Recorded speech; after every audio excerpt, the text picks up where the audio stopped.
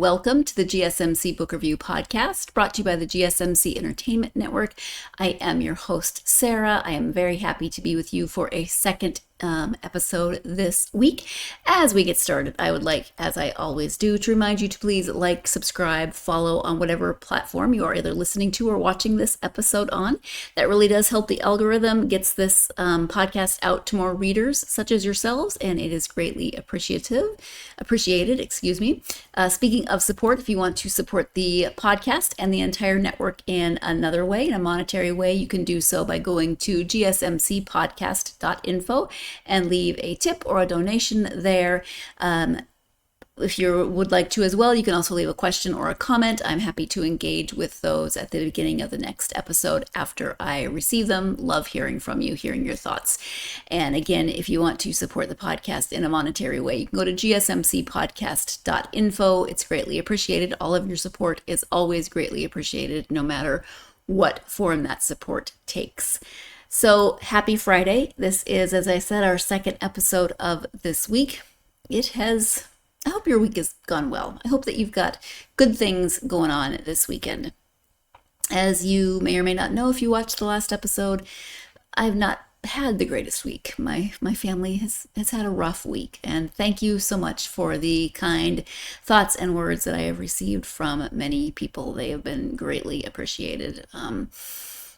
We're doing okay. Grief is hard, and it's been a week of stories and just realizing all the things that are different in our family, worrying about our other dog, who is very, very confused. And I'm not going to spend a lot of time dwelling on this because you don't need that 2 episodes in a row, but just thank you for all of the support that the words and the thoughts that you have sent. They have been received and they have been appreciated. Let's talk about books. I am speaking today with author Joan Leegant about her collection of short stories called Displaced Persons.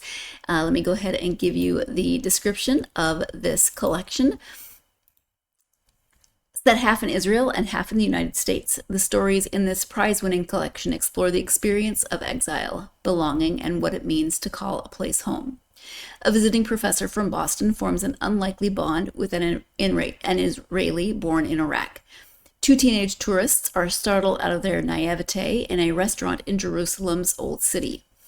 A gifted yeshiva student spiraling into mental illness takes refuge in the poetry of Walt Whitman. An aged widower returns after 60 years to the Bronx neighborhood of his youth to make amends with a first love he abandoned to go to prison. Shimmering with insight and compassion, Displaced Persons is a profound, exquisite collection that illuminates pivotal moments of transition, longing, and hope. And so again, as I said, that is the description of Displaced Persons, a collection of short stories. Like it says, it is set half in Israel, half in the United States. And there really are those connections between the connections of exile and belonging and relationships, etc. Collections of short stories often have themes running throughout them. They don't always. There are no connections between these short stories in terms of plot or characters that cross over, but those themes really do exist throughout this collection of short stories. And there are some really compelling stories of people in various forms of exile, people who are struggling to find and figure out where their place is, whether that's where their home is, where their heart is, where those relationships are taking them, and a lot of very compelling characters within these stories. As you know, short stories I sometimes struggle with, and that's because when I fall in love with characters, I want to have more of them. And there are plenty of characters in here that I found very, very compelling and really wanted to have more of their stories. But very well written, very engaging stories in that I felt a connection with so many of these characters in a lot of the stories. And I learned a lot, especially in the first half, the half that's set in Israel. There's 14 stories, so 7 of them are set in Israel, and just encountered different groups of people that I maybe hadn't given as much thought to as I had prior to reading the book. And we talk a little bit about that in the interview. So, definitely a collection that you will want to pick up if you're a fan of short stories, if you're at all interested in this idea of connection, exile, belonging, etc. That is, like I said, a brief description of what this collection is about, but let's go ahead and let Joan speak more about the writing of the short stories and the inspiration behind some of them. Again, the book is called Displaced Persons. Hi, Joan, and welcome to the podcast. Hi, Sarah. Thank you very much for having me. Thank you for being here. I'm excited to have you. We're going to talk about your collection of short stories. The book is called Displaced Persons. Before we do that, though, if you wouldn't mind just taking a few minutes to introduce yourself so my listeners can get to know you a bit. Sure. So I'm speaking to you from outside Boston. I am a writer, but I had another career before this. I actually was a lawyer originally, and I began writing fiction around the age of 40. So it's a little bit of a different path. I have published 3 books now, 2 collections. This is a second story collection, and in between I published a novel. And I have some grown sons, and what else can I tell you? Well, that's kind of the basic outlines. I was born in New York. I made my way to Boston for my education and have been more or less here, but on and off in other places, which will probably come up in our conversation. I know it's a hard question. Like, give me the elevator pitch of the decades of your life. Like, Right, that's okay. um, so as we said, it's a collection of short stories called Displaced Persons. It takes place in 2 parts, with one set of the stories being set in Israel and one set being set in the United States. So I just gave a tiny bit of an overview. Give a better overview than that. Yeah, sure, of course. So, as you probably know from talking to others who write stories and put together a collection, it's not, you can't give the same sort of plot overview that you might say with a novel. Yeah. But basically, the collection consists of 14 stories, and they are, as you say, half divided east. I called one section east, which was those set in Israel, and west, those set in the United States. And they were written over a long period of time. It's not like I sat down and said, I'm going to write a collection called Displaced Persons, or even just saying we're going to write a collection. I actually wrote them kind of one at a time while I was working on some novels, because I like to write short stories, and they were like a little treat in a way when the novel proved a little bit stubborn. So in any case, I at one point, though, I looked and saw that I had quite a few that seemed to have some resonance with one another, or enough commonalities to maybe make a cohesive whole. I didn't want to just throw them all together between the covers of the same book for no reason. I thought, well, if they could have some kind of structural, and even, I don't usually like the word thematic because it seems so prescriptive and intentional, but if they had some resonances among each other, then I could put them together in one book. Hence the structural division. When I laid out the stories I had, I was surprised. I saw about half, 7 were set in Israel, 7 were set in the States. I thought, well, that's a convenient, nice, neat division. And then when I went to look for a title, this also relates to your question about what they're about. I went to find a title that I thought could serve as a kind of big tent umbrella, so to speak, for all the stories. And most story collections, not all, but most, are the title is often one of the stories in the book. Considered other stories as well, but they gave either the wrong tone or the wrong feel. And ultimately, when I came to Displaced Persons, I began to see, after I had the title, or as I was developing the idea of using this title, I saw that all the Israel stories, for the most part, in almost all of them, and even the ones that just involved Israelis, tended to include people who come from all over the world. They're physically displaced. And that is the truth of not just that country, but the whole world. There's one character at one point when she's trying to decide, she's a graduate student going to study a displaced community somewhere in the world. And she thinks to herself, the whole world is walking in lines and carrying their belongings on their backs. So much of the world are people who are displaced from one place or another.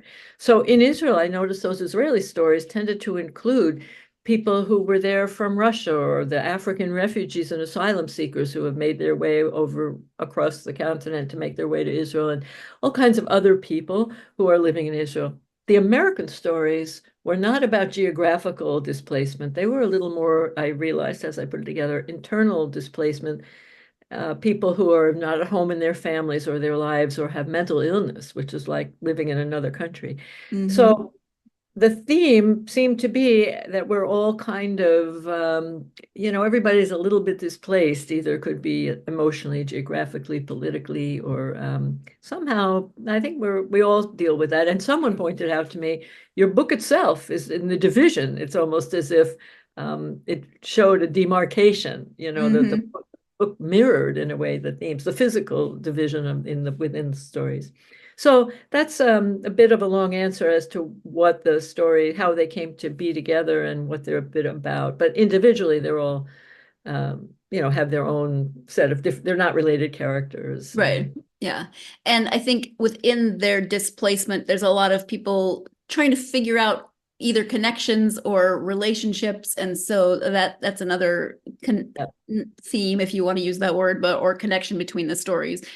Yeah, 100%. And in fact, I like to read interviews with other writers, dead or alive, just to see how they talk about their work. And a long time ago, it occurred to me that the way I don't approach it, but the way my fiction has emerged is that what looks like the main concerns or even the settings are often just sort of the backdrop for my interest in working out sort of human relationships. And it just happens that I know or I'm interested in that world. So I set it in those locations, whether it's in California or in Tel Aviv. But the stories themselves tend to be about how people are trying to manage their lives, their relationships. Like, as you pointed out, there's a story that opens about a man who moved 50 years earlier from Baghdad to Tel Aviv. And that is part of the story, that whole migration. But it's really becomes a story about the woman who's the narrator's relationship with her own daughter, and Mhm. based on his talking about the relationship he had with his son and with his father. So the settings and the more dramatic aspects are often the backdrop for a more personal or emotional exploration, which is the Yeah. part I like doing. Yeah. I don't And plan it. That's what emerges. one thing that I enjoyed with the story set in the East, set in Israel, were the number of people that we met throughout that story, and like you said, the number of places they were from. I'm not sure we always think about African refugees in Israel, or maybe even Russian refugees in Israel. So just bringing them in, I think, gives people a different picture. Yeah, yeah. I've been out giving some book talks. The book came out in June, and now it's late September. So I started more in early September. Summer was not a time for setting up so many book talks, and I would go to communities, including Jewish communities, where people are somewhat more aware of what's maybe the demographics of Israel, and a lot of people are unaware of the African refugees. When I was in Israel, that's the story that is in the book. And I should add, I spent two chunks of my life in Israel, which is where a lot of this material comes from. Mhm. So I was there in the late 70s for several years. I went as a young lawyer. I thought I'd stay 6 months, and I stayed for 3 years. I just found it really an interesting place to be. And then decades later, I was invited to be a visiting writer at a university. I was there for 6 years, well, 5 years, over a 6 year period. I taught for five Yeah. years there.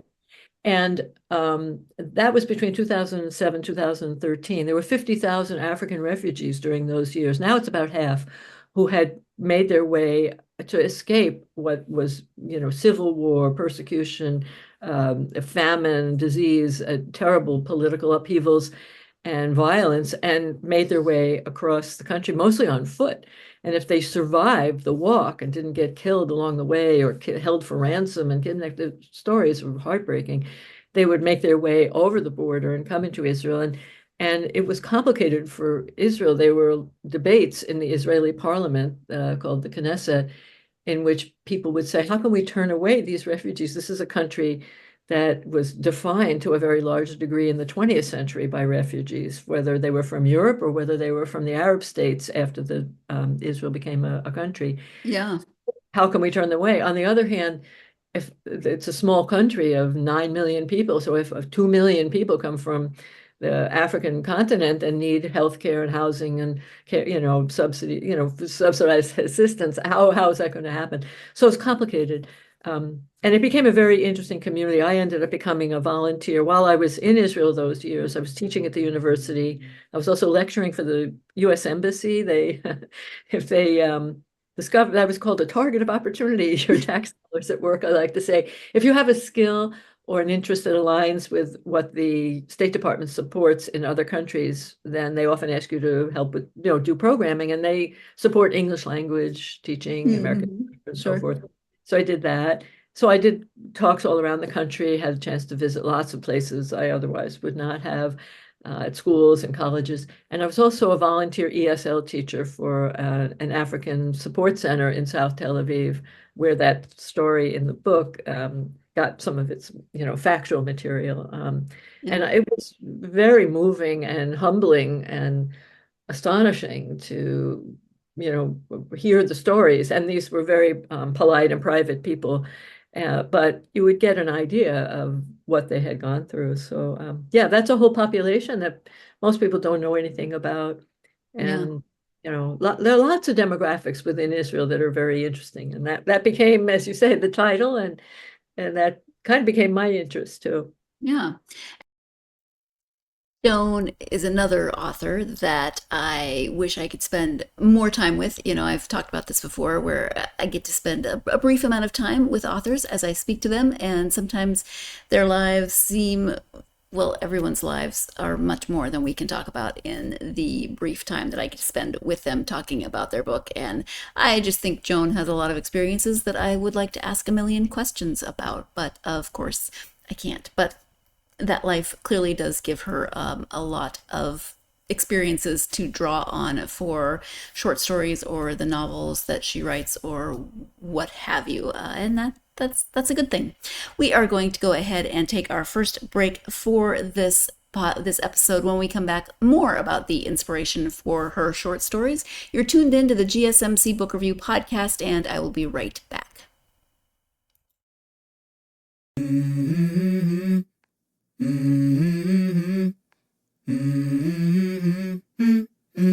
Let's go. I wake up to a little bit of drool on my pillow, feel like it's gonna be a bad day. Yeah, I'm tired of shit, and the coffee ain't hit yet, damn, ain't that great. I don't wanna go to work, cause my boss is a jerk, and I'm not even that paid. I need a change in my life, cause I don't feel alive, and there's nothing that makes me happy. Hold my beer for a minute, I'm about to quit my job, cash in for a ticket. I'm going on a trip and I don't plan to visit. I'm gonna stay there till I feel like I'm winning, and this is just the beginning. I need a big change, help me feel like living. I need a big swing, home runs I'm hitting, and I'll never look back, moving on till I get it all. And we all got dreams, we all want things, but what you gonna do for it? How you gonna move for it? What you gonna be? And do you believe you can do anything? Welcome back to the GSMC Book Review podcast and my conversation with author Joan Leegant. As we start this second segment, just your second quick reminder that if you want to support the podcast in a monetary way, you can go to gsmcpodcast.info.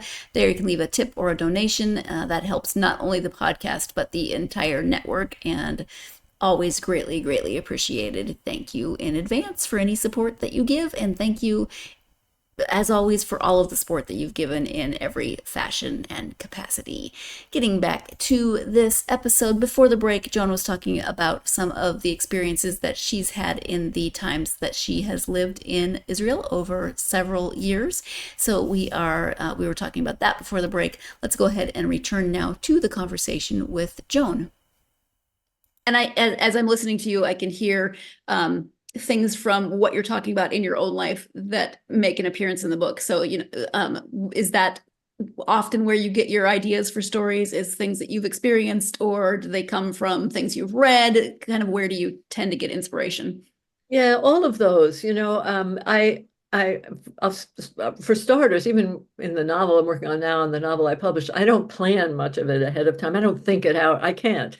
I try to think, and that part of my head that does all the thinking is just relentless and just vetoes everything. So I have to sort of find other ways to start my material and see where it comes from. So sometimes it emerges out of literally the process of writing. I like to read the writer George Saunders, who talks about that. Just put down a sentence, get out of your own way, just see where your sentence is telling you and go along with the sentence. So where that material comes from, I never really know until I write it.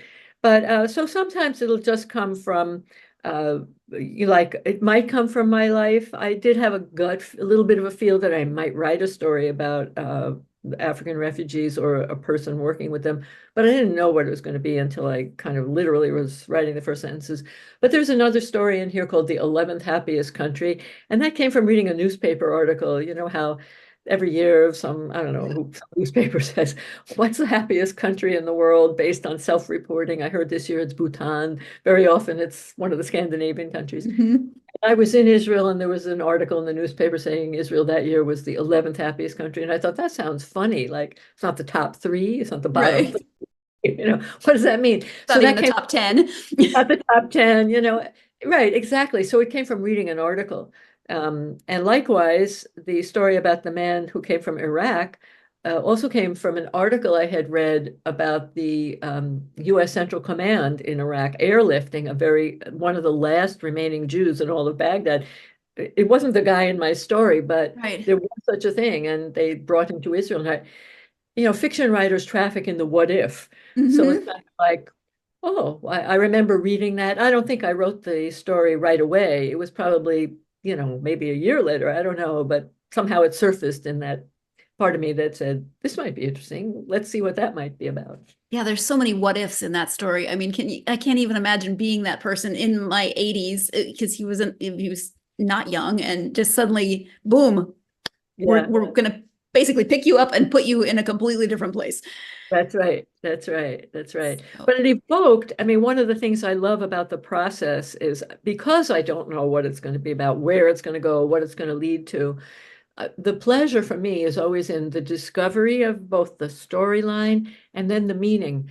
And I often have said, if someone had asked me ahead of time, was I planning to, did I know that a story, for example, like that was really going to be about an interaction where uh, uh, um, an awkward interaction between two parent adults who one tries to spare another one something that he went through, but without anyone knowing that that's what it's going to be about, and our ability to take sort of help from strangers. If someone said, "Did you know that's what you were going to write about, or that's what you believe?" I would say no. I once heard another writer say their fiction is smarter than they are. It's like my interesting. stories know more than I do. So that's the part I like, that I might imagine a scenario, a setting, a situation, the opening, but I don't know where it's going to take me. And if it's any good, it'll take me to a broader or deeper or bigger place, a more significant place than I even would have thought of. Yeah, That's the that's a really interesting phrase that your fiction is smarter than you are. I would imagine then that your character development is kind of similar, that you might have an idea for a character, but you let them develop as you write. You're not someone that's going to really sit down and plot that character out. correct. And I've taught a lot. I was teaching writing after when I began to write fiction. As I say, I was 40, I was a lawyer. And then I was working part-time and weaning myself from that profession, not uncommon. There's a lot of lawyers I meet at book events. They hang in the I've back. interviewed a lot of former Oh, lawyers. yeah. And they often say, something like, how did you know you'd succeed? It's like after a book, I say, I didn't. Yeah. That's the risk. But in any case, so when I was 49, I got a master's in creative writing, mostly to get help in just getting feedback and help when I was working on novels. But it opened up the opportunity for me to teach. And I then developed I began teaching writing for the last 25 years. I mean, or whatever. Yeah, I've been teaching writing for a long time. So when I read a lot of these books, how people have different advice, write up characteristics on index cards for your characters, write a profession and their name. I don't do any of that. It's more, I write it out and I see who they are. And there's a story here called Beautiful Souls, and it opens up as they were two American girls, Abby and Jennifer, best friends, 16, not entirely naive, wandering in the Arab Shuk in Jerusalem. And when I talk about that story, I'll often say these girls arrived with their names in the sentence. Mm. Why that matters is if your characters come with their names, then you as the writer get a little window into who they might be, because your names tell you a lot. or a little anyway, not a lot, but they could give you a little clue as to who their characters are.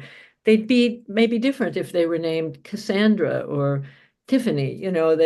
Right. and if these girls turn out to be from Cambridge, Massachusetts, which began to suggest to me a family background, people raising their kids in an urban environment instead of the suburbs, and so in my way of doing character, it sounds always very peculiar or a little woo-woo to people, but Sure. I feel that my job is to bring them, they're out there hazy, and my job is to bring them into focus. So they kind of, they almost exist. But I mean, they don't, I make them up, but it's if they kind of exist in my, I don't even know what to call it. I don't necessarily call it unconscious or subconscious or imagination, but they kind of exist in that place that drives your stories, almost like where your dreams come from. Robert Owen Butler has a book on craft called From Where You Dream. He said he wrote, I don't know, 10 novels, 20 plays, 40 short stories. They were all garbage, he said. Oh, geez. They were all coming from his cognitive awareness, Okay. by number. Anyway, the place from which these stories emerge, I feel like if I have a little faith in it, makes you nervous because you don't have any control over it, and you don't always have simple access to it. But that's how characters, in my view, and you also, if you watch them in action, you can get an idea of who they are. If you just sit them down at a table and listen to them talk to each other, Mm-hmm. it becomes, rather than my deciding who they are, it's more like I have to,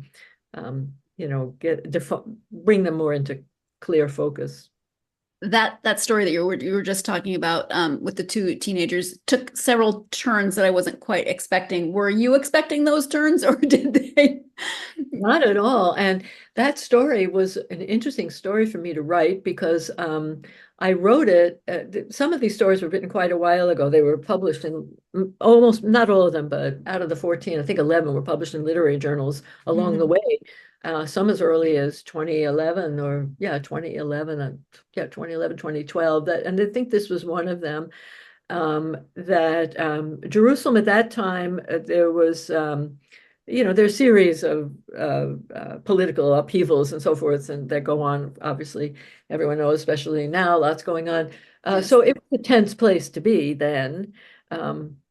Or when I was writing the story. So the girls, I was aware that there was some tension that was going to happen, but the turn of events, I have to say, I literally started that story with that first sentence, and I thought, well, I could work with this, that's how I don't know that I consciously thought it. It's more like, if there's something in an opening sentence that pulls me in, that's great. Or if I hear a second sentence, coming quick on its heels, and then I follow it, and yes, lots happened. And again, I didn't know what it was going to be. And I often, as I said, I like to read what other writers have said, partly to keep up my courage. And James Baldwin, Joan Didion, lots of other wonderful and superb writers have said, I don't know what I think until I write it.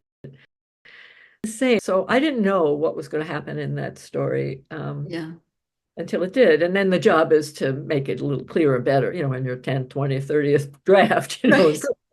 But it took me to all kinds of places I would never have known it was going to go. And very interesting conclusions for me. And that's the joy of it. Yeah.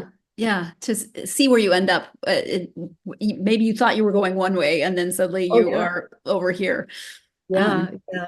And that in part is also the struggle. The George Saunders has a wonderful video about that story. He has someone animated an interview he gave in which he says, it's not like a blind date or a date. He says, it's if you went on a date with flashcards, 8 o'clock, compliment her outfit, 8:30, ask about her mother, 10 o'clock, declare love. He said, your story doesn't want to do that. So the story has other ideas, and the trick is to get out of your own way a little, recognize when the story is pulling you, be willing to go into that space of not knowing kind of thing.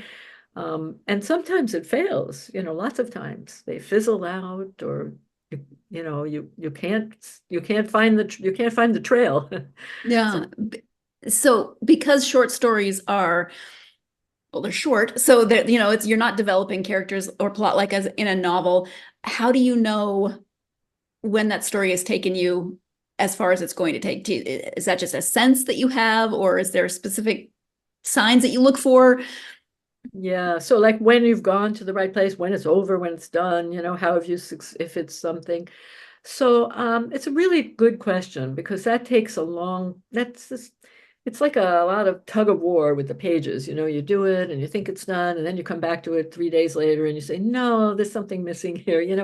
A lot of it is just, it's a lot of gut feel. You have to have like a niggling feel, often it's so funny. It seems like a word will seem wrong, and you'll think, why am I obsessing over this word?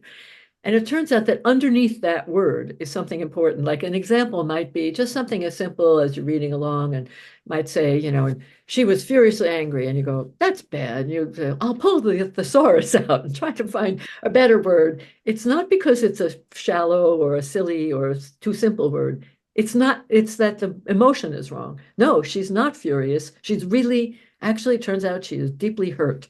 And then if you uncover that, then you go, whoa, why is she hurt? Why does hurt feel right? Then you uncover another layer and you say, oh, what's going on in the other, whatever it is. The story opens up sometimes because the word or the phrase bothers you. And you think it's just editing, but it's really because when you haven't dug underneath. So when people talk about revision, it's often re-envision. There might be another layer, and you have to not settle, in my opinion anyway, with nice sounding pretty things. People kill your darlings. And to me, it even translates down to the mechanics. I used to make a joke. Some kid in a library once asked me for my first book how long it took to write the stories. There were 10 stories, and I said, oh, about 5 years. He said, you must be a very slow typist, which was very funny. Now I'm just picturing you typing like this. Right. Or he just thinks it's transcription. You got the story in your head, you just type it out and you fix it up and decorate it. But the thing about it is I'm actually a wonderful typist, a very good typist. And the problem is everything looks really nice. And I can make great sentences, I can be glib. So I actually write by hand a lot to be more honest, because the job for me as this type of fiction writing is the truth, which sounds funny because you're doing it with invented scenarios and made up people. Yeah. The answer to your question, the long way about, is that what I'm really looking for is, have I revealed a truth, some truth about the way people live? And if I feel like I'm glossing over it, or I haven't quite gotten it, or something's ringing a little false or shallow, then I keep going to see what else I can find. And then at some point you just have to stop. and I think it was Faulkner who said something like, you never finish a book, you just abandon it. Either you abandon it because someone published it and you say, good enough, Good. or or you give up on it in a short story because no one will publish it and something's wrong with it. So interesting. How about research? Are you a fan of research? Do you like to research for short stories or less so for short stories? Yeah, I think it's the same with my novel work too, is that I tend to write out of things that I have an either obsession or really care about a great deal. So I don't need to, it's not stuff that I'm kind of intellectually interested out there, for example. It's something that I have a gut interest in, that I probably already am obsessed with and know a lot about. So the research I do will tend to be to corroborate some of the factual information or add to it. Like in that story about the man from Baghdad, he's a bit of a blowhard. He's always bragging about what a wonderful country, even though he left it. And it was the seat of, an ancient Babylon was the seat of law and literature and astronomy, and what a thriving ancient culture and country, city and country it was. And there are lots of facts he throws out. So I didn't know all those facts. I had some vague ideas, and I'd sometimes just put brackets in the phrasing and say, he's going to say how many people lived. I knew that Babylon was a big city in ancient times, but I didn't know 250,000 people lived there in the year, whatever he says. So I would look, plug in holes in the research later very often. But sometimes, little tidbits of research give you a little more story too. Yeah. that helps. But it's a give and take. I don't tend to research beforehand. I'm working on a novel now that's set in the 60s and 70s, which some of which I lived through, but I was reading prodigiously about this particular aspect of that time frame, which I suppose is the research, but I just can't get enough about reading about these. It's about radicals, and my novel that I wrote was also about extremists, and that's another interest of mine. So I was already reading intensely about these communities and these people drawn to radicalism. Mm-hmm. I suppose that's the research, but Yeah. Yeah. I mean, anything can be research, right? yeah, 100%. Right. That's right. I think from that, I would say that there is definitely a fine line between research and inspiration, which makes absolute sense. I mean, you could be reading for research, or you could be reading something that inspires you to then use that reading as research. I don't know. We are going to go ahead and take our second break, although if you can hear, there are fireworks happening outside, and I have no idea why. I can't see them, but I can hear them. I'm not sure if you can as well, but there's celebration of some sort going on somewhere in my neighborhood. But we are going to take our second break while those fireworks go off. When we come back, Joan will be talking about any hopes that she has for what readers might take away from the books and this collection, the book and this collection of stories. You're tuned into the GSMC Book Review podcast, and I will be right back.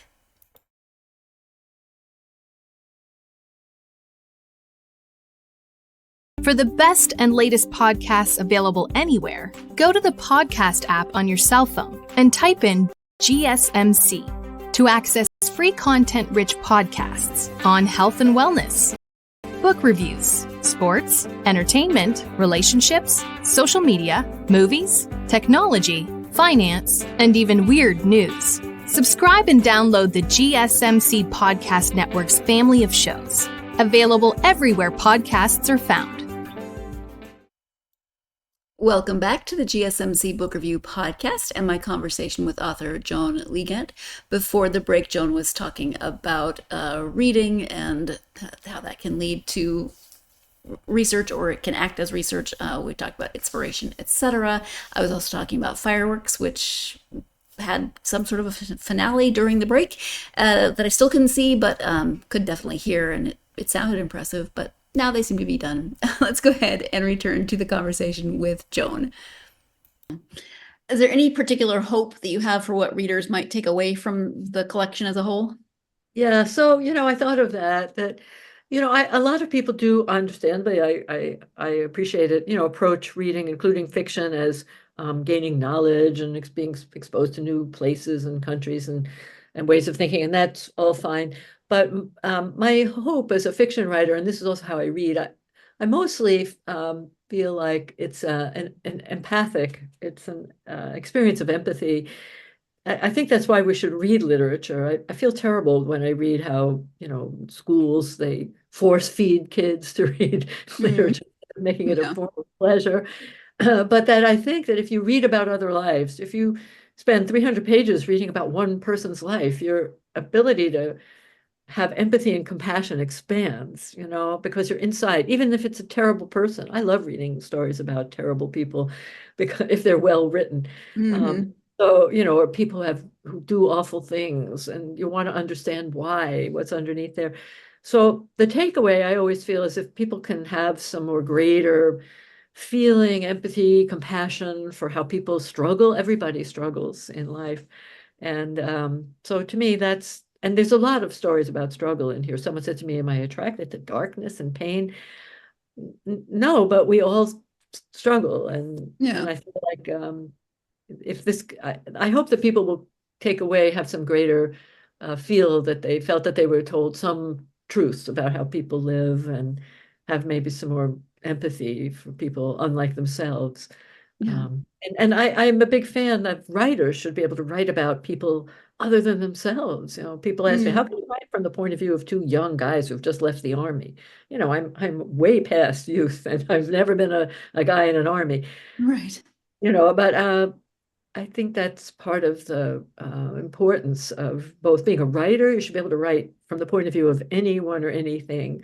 And as long as you can do it well and with authenticity that you put on the page. You don't have to live every experience in order to write about it. You just have to have some ability to see and empathize and not be judgmental, I think is very important. Yeah, the one about the two men who've just left the army, they eat a lot. There's a lot of meals in that story. Just made me think about the food, and actually food does kind of play a part.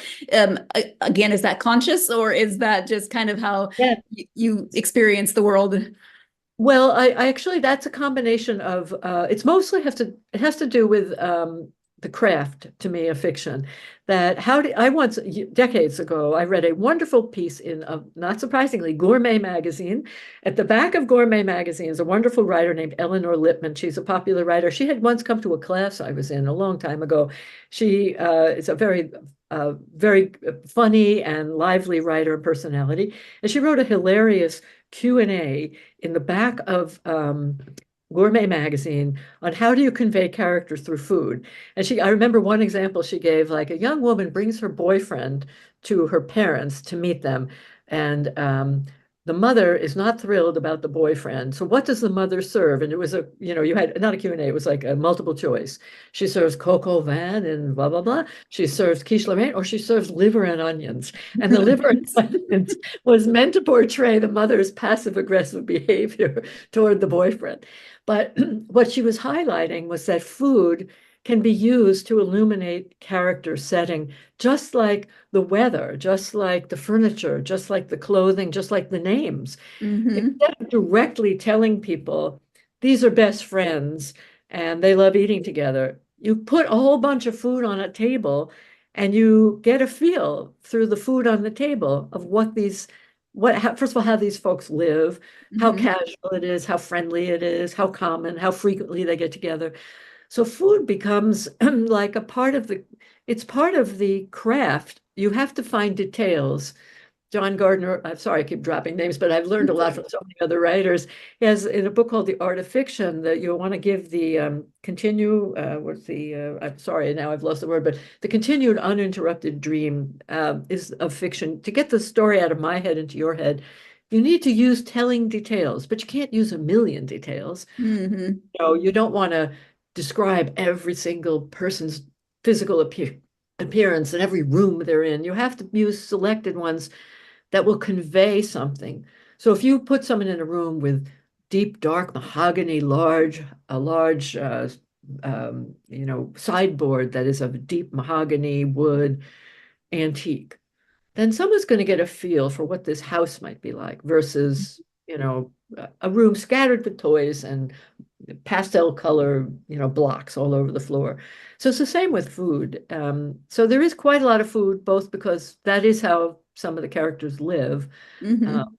And so it's part of the scene. And some of it's not conscious, but if I'm painting a picture, there's a lot of picture painting you have to do in fiction writing.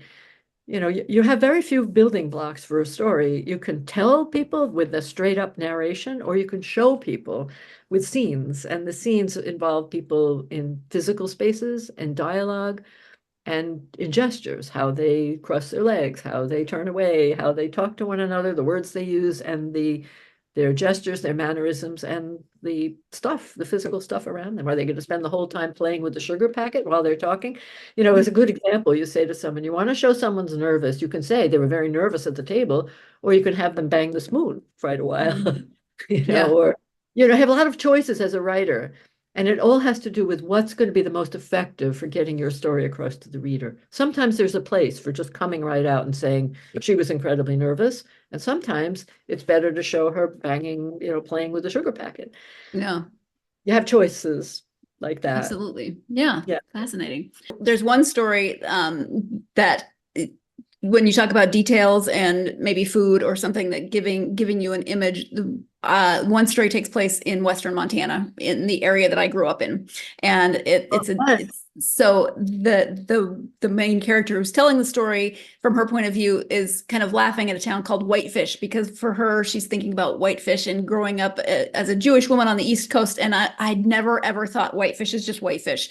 So for me, I was like, never really thought about how somebody else is going to think of this town that is just what it is. Yeah, yeah. Actually, that's an interesting point because again, it reinforces that that's another displaced person, like, being this fish out of water, so to speak, Yeah. kind of, and reacting to the names. I actually had many different titles for that story. That is kind of a road trip story of these people from the East Coast. And it's really their marriage is a little shaky. She's real nervous that going so far away is really going to implode her marriage. Yeah. But the towns, because I looked at different places where it could be set, and she's also headed toward Moscow, Idaho, which is also interesting for someone who doesn't come from that area at all. Is like Moscow sounds, even more foreign than Idaho. And yet, of course, I live in Massachusetts and has all kinds of names like, ocean, or I don't know, names that anyone else coming from somewhere else would say, this isn't America. This is whatever, so anyway, yeah, the names are interesting like that, location names. But they, again, like you say about every single one of these details, and that's the joy for me of fiction, is that they can be used, again, they don't have to be, but they can help you illuminate character, because her reaction to a town called Whitefish isn't just, oh my God, I'm from New York, this sounds funny to me. It's that, wow, she really is like carrying her background with her. Because she's afraid. She's not a narrow-minded person. She's just anxious, but now we know why, Yeah. And it helps to illuminate the relationship that she has with her children, because she's trying to like bring them in on the kind of joke, like, haha, look at this town name, but think about it from this perspective. And they're 10 and 12 and they're like, whatever, mom, we don't care. Totally. And part of it is they don't think she's funny. They don't care. And the other thing is they don't have her background.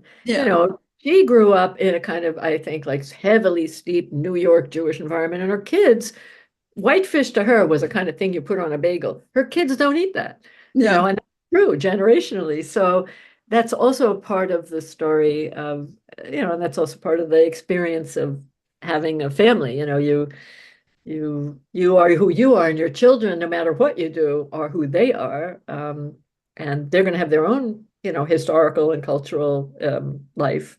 Yeah, it just made me think when we lived in California, my sister and her children were visiting, and I was driving, and my sister was just, looking at all the scenery, and she said, girls, look at the palm trees. And from the very back of the van, my niece says, nobody cares, mom. Right, exactly. And actually that is a lot of that story too, and someone said to me, one of the lines they liked, I forgot, because you never know what anyone's going to like in a story, and one person said one of her favorite lines was that when the older boy, who's about, I forget how old he is in the story, maybe he's now, but he's young, but he's like sorely preteen-ish, and he comes over at a souvenir area, and he says, from the point of view of the mother, she thinks for a moment there he looks like he's come over to find these people interesting, that he is someone who something about accepting that he has parents and that we are them, Yes. like that. Yes. Like, the kid doesn't want to like be with his parents another minute. Yeah, exactly. Yeah. You mentioned I like to write with some humor, I should say, because there are a lot of dark stories, but I do try to use some humor. Because life contains both, right? Yeah. So, yeah. You mentioned a novel. So do you like to switch back and forth novel, short stories, or does it depend on mood? Yeah. So I had let's see, I published I just only wrote stories for a long time. And with my first book, I was very fortunate. I got a 2-book contract with the publisher W.W. Norton and the lovely editor, and she said, okay, let's have a novel. And I thought, oh boy, I wasn't getting a novel. I don't want, but I wasn't going to try to turn that down. But I just, I started writing just as I always wrote as a young person, as a kid. I wrote a lot, but I wrote poetry for the most part. I read a ton, but I wasn't naturally going to sit down and write a novel. I really loved writing the stories. I was just doing it. But when I had the kind of contract in front of me. I thought, okay, so I'll work on a novel. So there, at that time, I think I just wrote that novel. And then after that novel came out, I began writing stories again. And then while I was writing the stories again, I began a novel. Well, yeah, I was writing stories one at a time, and I began another novel. And then I worked on that novel for quite a while, and got sidetracked by a number of things in life, some family health situations and things like that. And I have found over the years that I need to do it every day. I lose a combination of the threads a little bit. A novel, you really have to like marry it. You have to, and I also began teaching. At the same time, oh right, I was teaching in Israel at 2007. From between 2007 and 2017, I lived in 4 different cities. I was teaching in Tel Aviv. I went to Oklahoma State. I went to Seattle to be a writer in residence there. My husband was there working with my son who has a business there. So the point is, I was all over the place, and I kept trying to hang on to this novel, and I was working it, but I just kept being difficult for me to get the sustained attention on it. And I also didn't want to stop doing all these interesting travels. So anyway, I began writing stories at the same time. Not ideal, but I did write all these stories, and inch by inch, I did add to the novel, various times. But now I have some time. This collection is done. I don't have new stories in the works, and my plan right now is I took out this novel. I have I don't know how many hundreds and hundreds of pages over the years I've had for this book. And now actually there's not a bad thing to have put it aside, for quite a while, because now coming back to it after not having looked at it for about a year, I suddenly saw what it needs. And that can be very helpful to a writer. People talk about put it in the drawer for a while. I have one friend who used to say, let it marinate somewhere, that kind of expression. So, so for a variety of reasons, I put it away. Life interfered. Then I got this book out, and I was really happy to work on that. But now I'm actually enthusiastic again. So, yeah. So I also have some essays in the works, but I think I don't particularly want to go back and forth right now. I want to just finish the novel. Yeah. But as I say, the novel, when it was stalling out, I started to write essays, and I continued to write stories. So I was always doing something, not necessarily not by choice that the novel stalled out, but at least I something else. Yeah. So that's it. So, I mean, if I'm projecting here, I would say that it's probably helpful to be able to switch back and forth between the short stories and a novel if the novel isn't noveling. But that's just, again, me projecting, and maybe that's helpful sometimes, and maybe it's not. But whatever helpful or not, we are going to go ahead and take our third break of this podcast, our final break of this episode. When we come back, advice from Joan for aspiring authors. You are tuned in to the GSMC Book Review Podcast, and I will be right back.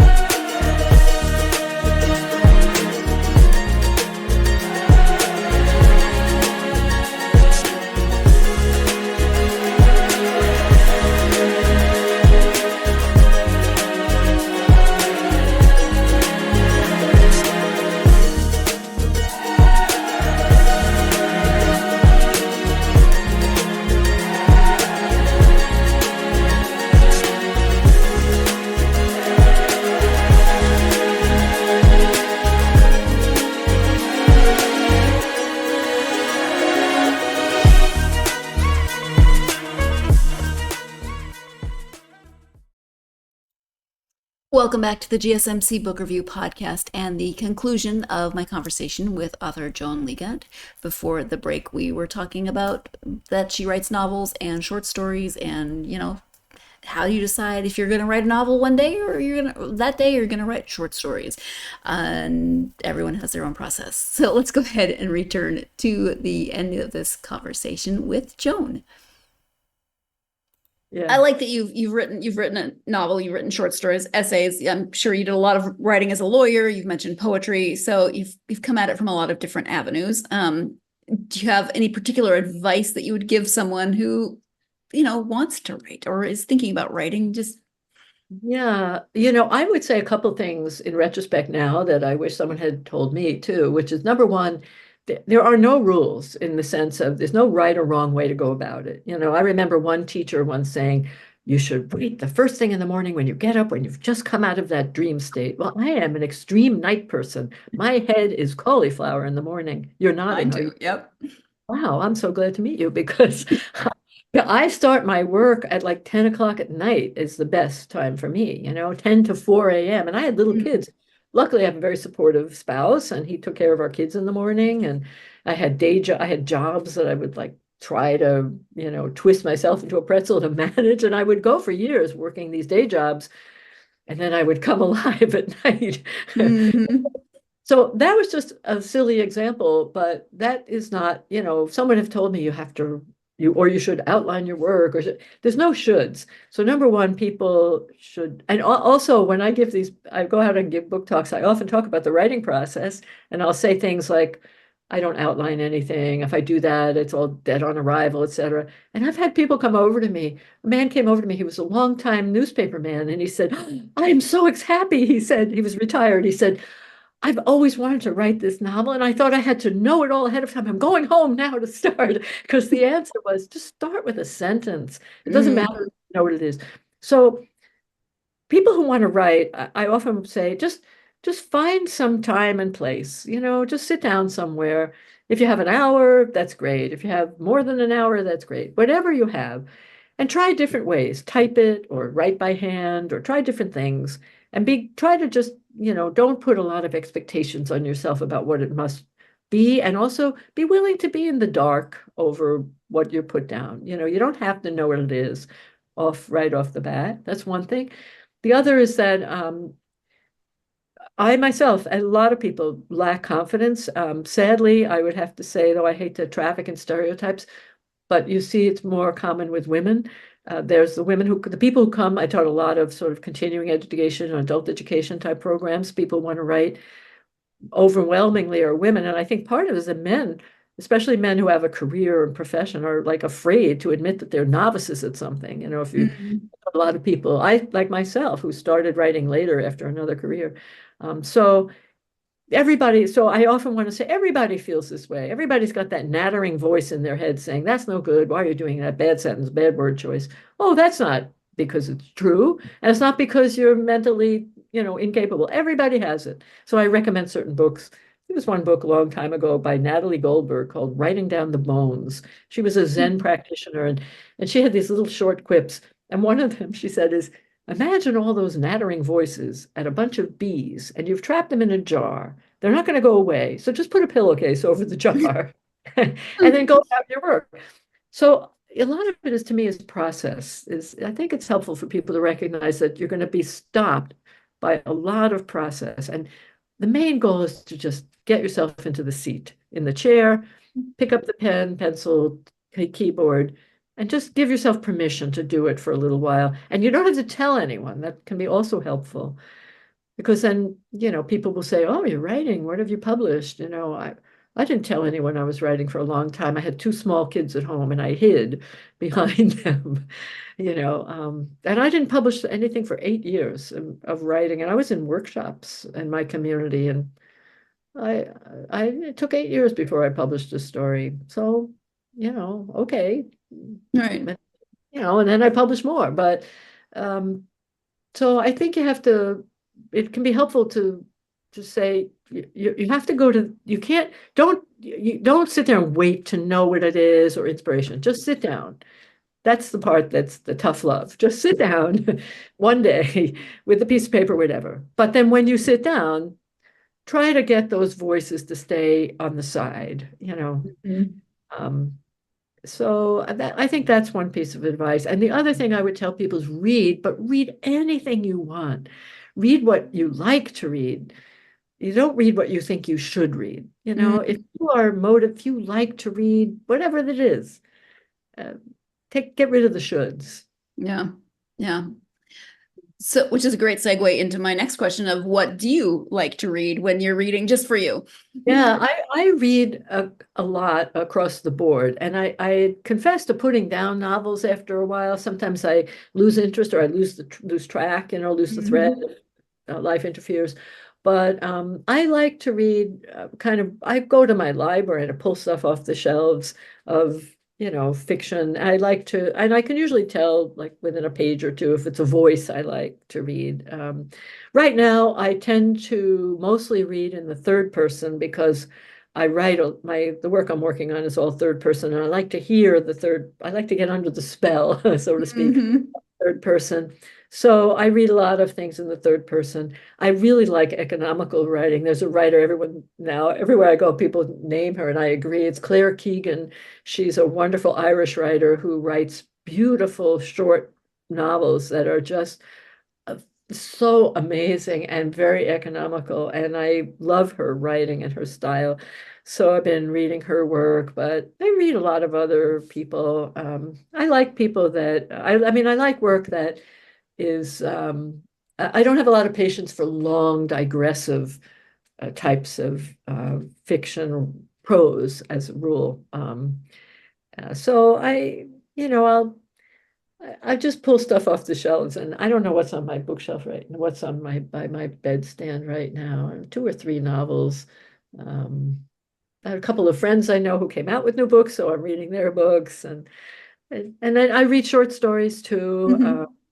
But before I write, I very often, if I'm really feeling like I need to make the transition from real life to go to sitting down to write, I'll often just pull randomly off a shelf a book of fiction and read a couple of pages just so I get the regular life out of my head and I hear the sound of fiction. And sometimes I read poetry as like a cleanse, a tonic, you know, to cleanse my head of like news and like news.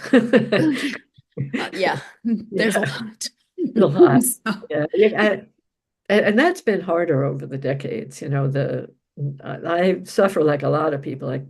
And I have various times. I know people have used programs to not allow themselves to go online while if they're writing on a screen. Yeah. Yeah. Yeah, because I was just having a conversation with an author last week about how life, you know, she was noticing that time it was COVID, but how the lockdown actually, when she reads that book now that she wrote during lockdown, she can see how the novel was affected by her experiences in lockdown, you know, so you just never know what outside experiences are going to influence. Oh, definitely. And also I do think that you know, I do think that people still want to read fiction, and they have a lot of you know, I think people have an attention span that still allows for novels and so forth. And I was just thinking just that you know, writers have to work hard to preserve some of that mental space that is now so taken up by you know, being on email or just everything being, you know, this like sound bites and stuff like that. And you know, for some people it works in their style, but I have to actively work to distance myself from that. Yeah, sure. If people want to know more about you or the books, if you have a website, please share that, and then any social media you're available on. So I should show you the book. Yes, thank you. Like bold color cover, and when the book designer had it, I thought, wow, that's a strong color. I'm actually quite glad about it because I like the cover, and it's a nice paper cover. So this is what the book looks like. And I have a website with my name, www.joanleegant.com. So I'm easy to find if you just Google my name, and there's a place to contact me for that. And I'm also happy to talk to book groups on Zoom, things like that. Anyone interested, that would. And I have also a reader's guide. If anyone would like, I can always send someone a reader's guide for a group discussion. And that's where I am. I'm also on Facebook. If people want to find me there. That's the extent of the social media handle. Yep. All right. Thank you so much. Joan, is there anything that we haven't covered that you wanted to make sure that we highlighted during this time? No, I think this is a great, comprehensive conversation. Thank you for letting us go where it went, and following the trail versus yanking it in one direction or another. I really appreciate the free flow of discussion. Thank you. Well, thank you. I really appreciate that you took time out of your day and your weekend to talk to me, not only about the book, but, writing and everything that we covered. So thank you so much. Yeah, same to you. Thank you. Thank you to Joan again for joining me to talk about Displaced Persons. I had a great conversation with her and appreciate her taking the time out of her weekend to talk to me about this collection of short stories. Again, if you are a fan of short stories, then this is definitely one that you should check out. Excuse me. If you're a fan of books that are stories that talk about exile, displacement, figuring out where you belong, relationships, etc., then definitely you want to check out this collection. And if you're interested in Israel, in the fact that it's set half in Israel, half in the US, I think that's a really nice contrast, gives a lot of different perspectives. There's just a lot of good things to recommend this collection, so definitely check it out. And of course, you can check out Joan's other works as well. Thank you for joining me for this episode. Thank you to Joan for joining me for this interview. I hope that you will join me for the next episode. I will be speaking with author Russell Little about a duology, Murder for Me and Murder by Storm. I'm not sure if there's going to be more, if it's going to be a series. Currently, there are 2 books. I can definitely see that there's room for another one to come after this one, but we'll find out. So these are legal mysteries, thrillers, etc. We're getting back into the thriller genre, so please join me for my conversation with Russell on the next episode. In the meantime, thank you always for your support. If you haven't done so already, please do like, follow, and subscribe on whatever platform you are watching or listening to this episode on. Again, helps the algorithm, gets this podcast out to more readers such as yourselves. Also, please leave a positive review. That really, really does help. And if you are not doing so already, follow the podcast on social media. Facebook, X, Instagram, and TikTok. Love interacting with you on social media, so come find the podcast there. Hope you're having a great week. It's the weekend. Depending on what time zone you're in, you might already be in the weekend. I hope you have some great plans. But whatever your plans are for the weekend, I hope it gives you plenty of time to get yourself lost in a good book. Thank you so much. I will talk to you next time.